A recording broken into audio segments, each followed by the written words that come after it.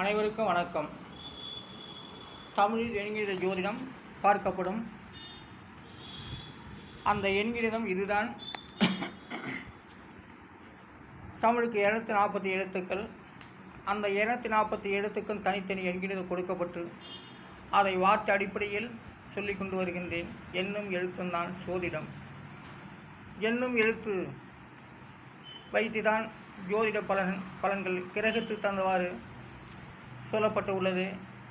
நவக்கிரக 9, நட்சத்திரம் 27, பூதங்கள் எல்லாம் இந்த எண்கிற மூலமாகவே நாம் எடுத்து சொல்லலாம். இது தமிழுக்கு முக்கியமானது. ஜோதிட பலன் எப்படி எழுதப்பட்டது என்பதெல்லாம் இந்த எண்கிற மூலமாக நான் ஓராண்டு காலமாக சொல்லிக் கொண்டு வருகின்றேன். எண்ணும் எழுத்தும் தான் ஜோதிடம். அந்த எண்ணும் எழுத்து வைத்துதான் கிரகங்கள், அதிலே அந்த எண்கிணத்திலே கிரகங்கள் 9 வரும், 13 வருகிறது. ஆகையால் இந்த எண்கிறம் வார்த்தை அடிப்படையில் சொல்ல முடியாதது. அந்த அளவுக்கு இந்த தமிழ் எழுத்துக்கள் உண்மையை சொல்லுகிறது. எந்த மொழியிலும் இல்லாத அளவுக்கு இந்த எண்கிணத்தை நான் வார்த்தை அடிப்படையில் கணித்து உள்ளேன். அனைத்து மக்களும் இதற்கு ஆதரவு தரும்படி அன்புடன் கேட்டுக்கொள்கின்றேன். தங்கமான ராசாவுக்கு எண்கிறம் 7, 8, 1, 8, 9, 1, 1 இதெல்லாம் கூட்டாக்க 35. அதோடைய விதி என்கிறது 8. தங்கமான ராசா, அந்த தங்கமான ராசாவுடைய விதி என்கிறது 8வது எண்கிரத்தை சேர்ந்து வருகிறது. 8வது பலனாக வருகிறது. ஒத்தை இடைப்பாதையிலே என்ற வார்த்தைக்கு 3, 4, 2, 2, 6, 7, 2, 3, 5 இதெல்லாம் கூட்டினாக்க 34. அதோடைய விதி என்கிறது 7. ஒத்தையடி பாதையிலைங்கிறது அது நேர்கோட்டில் வரக்கூடியது. அதான் ஒத்தையடி பாதையிலை என்பது 7வது இடத்து பலனாக வருகின்றது. கன்னி பருவத்திலே என்ற வார்த்தைக்கு எண்கிறம் 1, 6, 1, 6, 9, 5, 5, 4, 8, 5 இதெல்லாம் கூட்டினாக்க 50. அதோடைய விதி என்கிறது 5. அதாவது கன்னி பருவத்திலே 5ஆம் இடம் புத்திரஸ்தானத்திலே வருகிறது. கன்னி பருவத்திலே அந்த கன்னி பருவம் 5ஆம் இடமாக வருகிறது. அந்த 5ஆம் இடம் பூத்து விட்டால் கன்னி பருவம்தான். அது ஆணுக்கு சரி பெண்ணுக்கு சரி. அந்த கன்னி பருவம் வந்துவிட்டால் அவர்களுக்கு கல்யாண ஆசைகள் வந்துவிடும் என்பதுதான் கன்னி பருவத்திலே. அந்த கன்னி பருவத்திலே அதனுடைய விதிங்கிறது 5ஆம் இடத்து பலனாக வருகிறது. ஆனால் கன்னி பருவத்திலே 5ஆம் இடத்து பலனாக வருகின்றது. ஒத்த ரூபாக்கு எண்கிறம் 3, 4, 7, 3, 3 இதெல்லாம் கூட்டாக்க 20. அதனுடைய விதி என்கிறது 2. ஒத்த ரூபா என்கிறம் விதி எண் 2. வார்த்தை அடிப்படை தான் ஜாதகப்படம் எழுதப்பட்டது. எண்ணும் எழுத்தும் சேர்ந்துதான் பலனுக்கு சொல்லப்படுகிறது. ஒரு யுகத்தில் இது இருந்திருக்கலாம் என்பதெல்லாம் என்னுடைய மனதிலே ஓடுகிறது. ஆனால் ஒரு யுகத்தில் இதே போல் எண்ணும் எழுத்தும் உருவாக்கிதான் ஜோதிட பலன்கள் எழுதப்பட்டு இருக்கலாம். தமிழ் வார்த்தைகள் அனைத்தையுமே கண்டுபிடித்திருக்கலாம். அதன் பிறகுதான் விஞ்ஞானமும் என்று ஒரு சொல் கூடவே வந்திருக்கலாம் என்று நான் கருதுகிறேன். ஆனால் ஒத்த ரூபா அதனுடைய விதி என்கிறது 2. பாடி பறந்த கிளிக்கு என்னுடைய எண்கிறம் மூலமாக எண்கிறம் 7, 6, 9, 8, 5, 7, 2, 8 இதெல்லாம் கூட்டாக்க 52. அதனுடைய விதி என்கிறது 7. பாடி பறந்த கிளி அது பாட்டுடைய பாட்டு தான். அதான் பாடி பறந்த கிளி. அதனுடைய விதி என்கிறது 7ஆம் இடத்தில் வருகிறது. பாடி பறந்த கிளி 7வது இடம்ங்கிறது மிக சிறப்பான இடம். அது வச்சு 7ஆம் இடங்கிறது சாதாரண இடம் இல்லை. எல்லாம் சூரியனும் சந்திரனும் நேர்கோட்டில் பார்ப்பது போல தான் அது. அப்படி இருக்கின்ற நேரத்தில் செந்தூர பூவை என்ற வார்த்தைக்கு விதி எண்கிறம் 6, 5, 7, 3, 6, 9, 6 இதெல்லாம் கூட்டினாக்க 42. அதனுடைய விதிங்கிறது 6. செந்தூர பூவைங்கிறது ஒரு படத்துடைய தலைப்பு, பாட்டும் இருக்குங்க.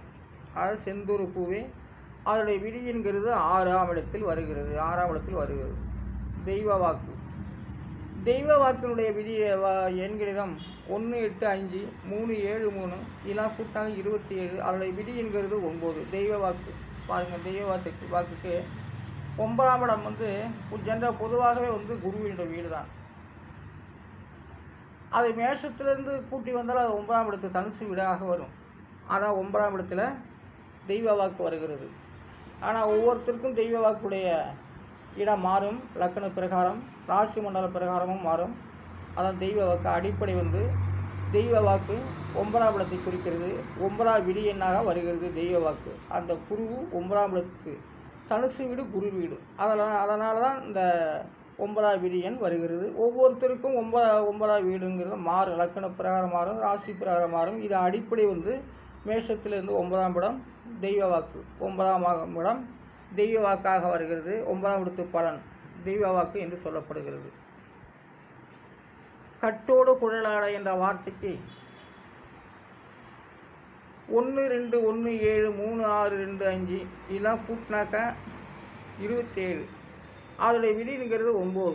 கட்டோடு குழலாட பாருங்கள், ஒரு ஆசீர்வதிக்கப்படுகிறது. 9ஆம் அதிபதி பிதுர் பாக்கியஸ்தானம் குருபகன் கட்டோடு குழலாட என்ற வார்த்தைக்கு ஆசீர்வதிக்கப்படுகிறார். அதனுடைய விதிங்கிறத 9ஆம் இடம். 9ஆம் இடம் ஆசீர்வதிக்க வேண்டும். அந்த ஆசீர்வதிக்கக்கூடிய வீடு தான் 9ஆம் இடம்.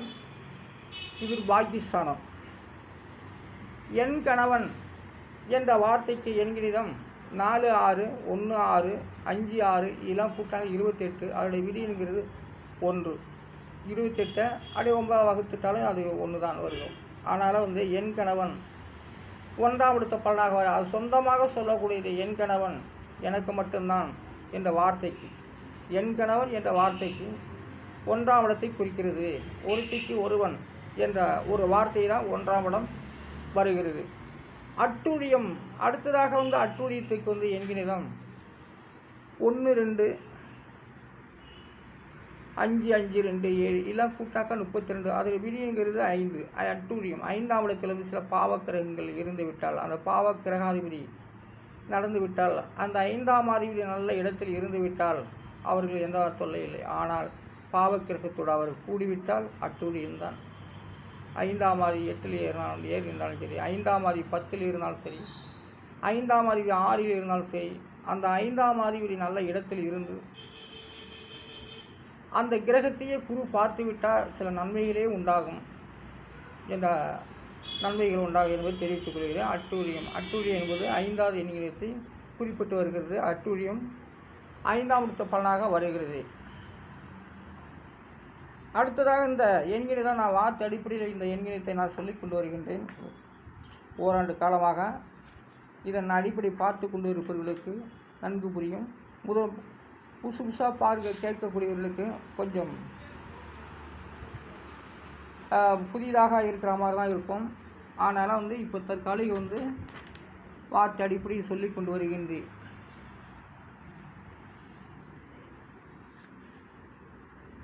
ஆனாலும் வார்த்தை அடிப்படையில் நான் சொல்லி கொண்டு வருகின்றேன். இந்த எண்கிணிதம் தான் வார்த்தை அடிப்படையில். ஆகவே இந்த எண்கிணிதத்தினால் பல உண்மைகள் வெளிவரும். அடுத்ததாக அளப்பறை என்ற ஒரு வார்த்தைக்கு அளப்பறைக்கு 1 4 6 9 3 இதெல்லாம் கூட்டாக்க 23. அதோடைய விதிங்கிறது 5. அந்த அளப்பறை என்பதெல்லாம் சிலருக்கு நல்லாவே தெரியும். ஒன்றா ரொம்ப அளப்பறையாக இருக்கேன் அப்படிம்பாங்க. வேகப்படுற மாதிரி அது அர்த்தம் தான். அளப்பறைன்னா வேகப்படுற மாதிரி இருக்கலாம், அது ஜாலியாகவும் இருக்கலாம் அந்த வார்த்தைகள். அதான் அளப்பறை 5ஆம் இடத்தை பலனாக வருகிறது. ஸ்கெட்சு போட்டு பார்க்க என்ன செய்கிறாங்கிறாங்கள, அந்த ஸ்கெட்சுக்கு 4 எழுத்துக்கு, அந்த 4 எழுத்துக்கு உண்டான எண்ணிடம் 5 4 2 9 இதெல்லாம் கூட்டினாக்க 20. அதோடைய விதிங்கிறது 20 2.